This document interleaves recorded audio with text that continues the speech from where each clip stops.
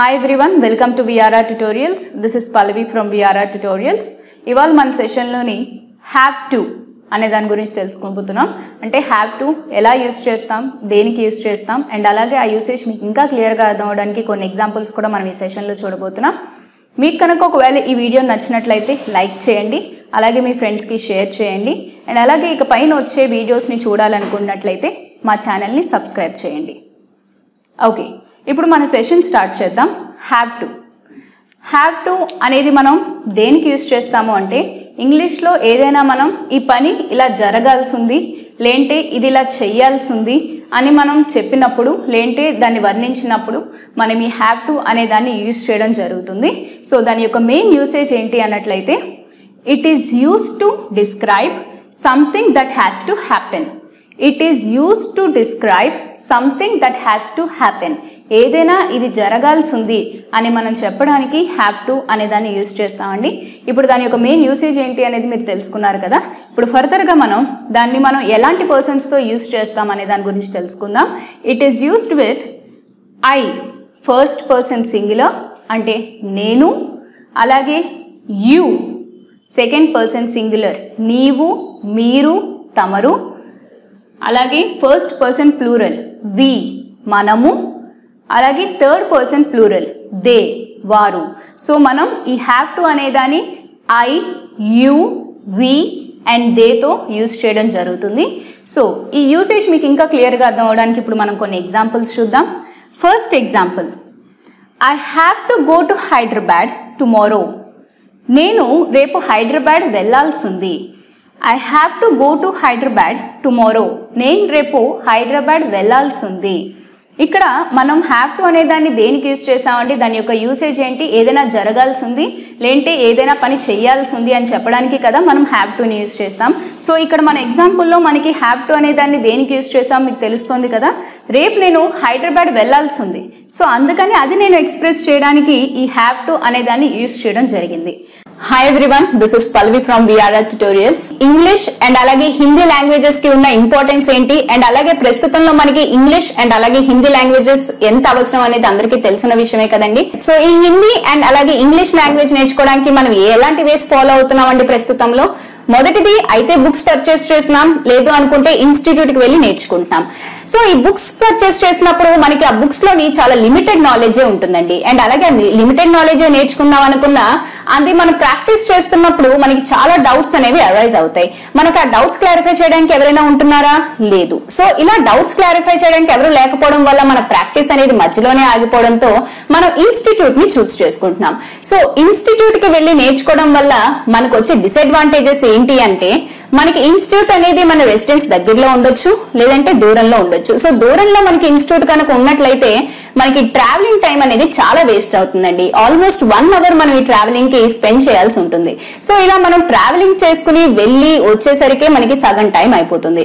So పోనీ మనకి Hindi and అలాగే ఇంగ్లీష్ లాంగ్వేజెస్ అనేవి చాలా ఇంపార్టెంట్ కదా, అవసరం కదా, పోనీ వెళ్ళి వచ్చేద్దాం అనుకుంటాం. సో అలా దూరంకి వెళ్ళి మనం ఆ ఇన్స్టిట్యూట్ లో నేర్చుకుందాం అనుకున్నా అక్కడ మనకి వెల్ ఎక్స్పీరియన్స్డ్ అండ్ అలాగే క్వాలిఫైడ్ ఫ్యాకల్టీ ఉంటుందా? లేదు. ఒకవేళ అలా వెల్ ఎక్స్పీరియన్స్డ్ అండ్ క్వాలిఫైడ్ ఫ్యాకల్టీని కనుక ఆ ఇన్స్టిట్యూట్ కనుక ప్రొవైడ్ చేసినట్లయితే మనకి అలాగే ఫీజెస్ కూడా చాలా ఎక్స్పెన్సివ్ గా ఉంటాయి. అవి మనం బేర్ చేయలేకపోవచ్చు.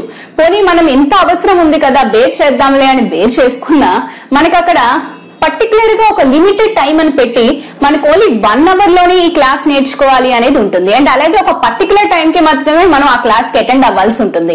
సో మనకి ఎన్ని పనులున్నా పనులన్నీ పక్కన పెట్టి మనం అక్కడికి వెళ్ళినా కూడా ఆ 1 అవర్ లో మనం ఎంత సబ్జెక్ట్ నేర్చుకోగలుగుతామండి? మనతో పాటు ఇంకా చాలా స్టూడెంట్స్ ఉంటారు కదా, ఒక 40 to 50 స్టూడెంట్స్ వరకు మనకు ఒక క్లాస్ లో 1 అవర్ లో ఉంటారు. ఉన్న ఒక్క ఫ్యాకల్టీ 40 to 50 స్టూడెంట్స్ కి వచ్చే డౌట్స్ అన్ని కూడా ఆ 1 అవర్ లో క్లారిఫై చేయడం అనేది ఇంపాసిబుల్. సో మీకు ఈ ప్రాబ్లమ్స్ అన్నిటికీ కూడా ఒకటే సొల్యూషన్ అండి, అదే VRR Tutorials వాట్సాప్ గ్రూప్. ఈ వాట్సాప్ గ్రూప్ అనేది బోత్ ఇంగ్లీష్ అండ్ అలాగే హిందీ లాంగ్వేజెస్ కూడా అవైలబుల్ గా ఉందండి. సో మీకు ఈ వాట్సాప్ గ్రూప్ వల్ల వచ్చే అడ్వాంటేజెస్ అండ్ బెనిఫిట్స్ ఏంటి అంటారా? అవేంటో నేను చెప్తానండి. ముందుగా మీకు ఇన్స్టిట్యూట్కి ఎక్కడికైనా వెళ్ళి నేర్చుకోవాలి అంటే మీకు ఆ ట్రావెలింగ్ టైం ఏదైతే ఉందో అది మీకు వేస్ట్ అయినట్లే కదండి. ఇక్కడ మీకు ఆ ప్రాబ్లం ఉండదు. మీరు ప్రపంచంలో ఎక్కడున్నా సరే మీతో పాటు మీ మొబైల్ ఉంటే మీరు క్లాస్ రూమ్ లో ఉన్నట్లేనండి. అండ్ మీకు ఇక్కడ క్వాలిఫైడ్ అండ్ వెల్ ఎక్స్పీరియన్స్డ్ ఫ్యాకల్టీని ప్రొవైడ్ చేయడం జరుగుతుంది. అండ్ అలాగే మీకు వెల్ ఎక్స్పీరియన్స్డ్ అండ్ క్వాలిఫైడ్ ఫ్యాకల్టీని ప్రొవైడ్ చేస్తూ కూడా మీకు చాలా తక్కువ ఫీజే ఛార్జ్ చేయడం జరుగుతుందండి. అంటే ఇక్కడ మీకు టైం అలాగే మనీ సేవ్ అవుతుంది, అలాగే మీకు బెస్ట్ నాలెడ్జ్ అనేది వెల్ ఎక్స్పీరియన్స్డ్ అండ్ క్వాలిఫైడ్ ఫ్యాకల్టీతో జరుగుతుంది. అండ్ మీకు డైలీ ఈ వాట్సాప్ గ్రూప్స్ లోని క్లాసెస్ అనేవి అప్లోడ్ అవుతూ ఉంటాయండి. అండ్ మీకు డే మొత్తం మీద 12 అవర్స్ మీకు ఫ్యాకల్టీ అవైలబుల్ గా ఉంటారు. సో మీరు 12 అవర్స్ కూడా ప్రాక్టీస్ చేసుకుని మీరు ఈ 12 అవర్స్ లో ఎప్పుడైనా కూడా డౌట్స్ అనేవి పోస్ట్ చేయొచ్చు, క్లారిఫై చేయడం జరుగుతుంది. అండ్ ఇక్కడ మీకు ఇంకో అడ్వాంటేజ్ ఏంటి అన్నట్లయితే మీకొకరికే వచ్చే డౌట్స్ కాకుండా మీతో పాటు ఆ గ్రూప్ లో ఉన్న స్టూడెంట్స్ కి ఆ క్లాసెస్ మీద వచ్చే డౌట్స్ కూడా మీకు మ్యామ్ అండ్ అలాగే సార్ క్లారిఫై చేస్తారు కాబట్టి ఆ డౌట్స్ ని కూడా మీరు క్లారిఫై చేసుకుని నోట్ చేసుకోవచ్చు. సో మీకు ఈ వాట్సాప్ గ్రూప్ వల్ల చాలా అడ్వాంటేజెస్ ఉన్నాయండి. ఈ స్పోకెన్ హిందీ అలాగే స్పోకెన్ ఇంగ్లీష్ వాట్సాప్ గ్రూప్స్ లో మీరు జాయిన్ అవ్వాలనుకుంటే కాల్ చేయండి 9603339977. They have to start by 9 sharp. వారు 9 గంటలకల్లా బయలుదేరాల్సి ఉంది. They have to start by 9 sharp. వారు 9 గంటలకల్లా బయలుదేరాల్సి ఉంది. థర్డ్ ఎగ్జాంపుల్ చూద్దాం. You have to prepare lunch. You have to prepare lunch. నీవు లంచ్ ప్రిపేర్ చేయాల్సి ఉంది. You have to prepare lunch. నీవు లంచ్ ప్రిపేర్ చేయాల్సి ఉంది. అలాగే fourth example. We have to wake up early tomorrow. We have to wake up early tomorrow. మనం రేపు తొందరగా నిద్ర లేవాల్సి ఉంది. We have to wake up early tomorrow. మనం రేపు తొందరగా నిద్ర లేవాల్సి ఉంది. సో ఇప్పటి వరకు ఈ సెషన్ లో మీరు హ్యావ్ టు అనేది దేనికి యూజ్ చేస్తారు, ఎలాంటి సిచ్యువేషన్స్ లో యూజ్ చేస్తారు అని తెలుసుకున్నారు కదా. ఫర్దర్ గా మన సెషన్ లోని హ్యాస్ టు అనేది దేనికి యూజ్ చేస్తానో దాని గురించి తెలుసుకుందాం. ముందుగా హ్యాస్ టు అనేది సేమ్ మనకి హ్యావ్ టు లానే ఆ సిచ్యువేషన్ లోనే హ్యాస్ టు కూడా యూజ్ చేస్తామండి.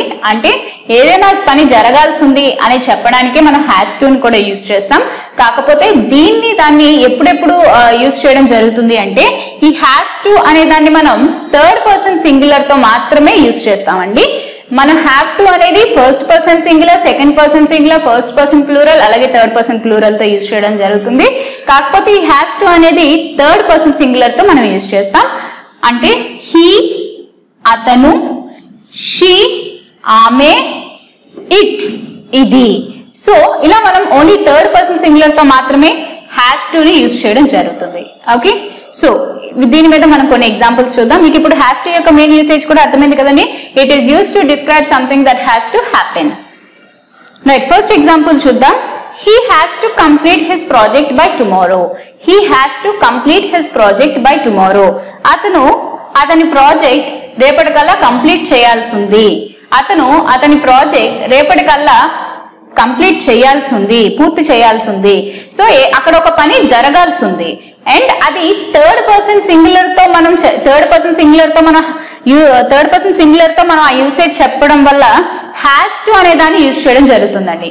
ఈ యూసేజ్ ని మనం first person singular, second person singular, first person plural, third person plural తో కనుక చెప్పినట్లయితే దాన్ని మనం హ్యావ్ టు అనే వర్డ్ తో యూజ్ చేస్తాం.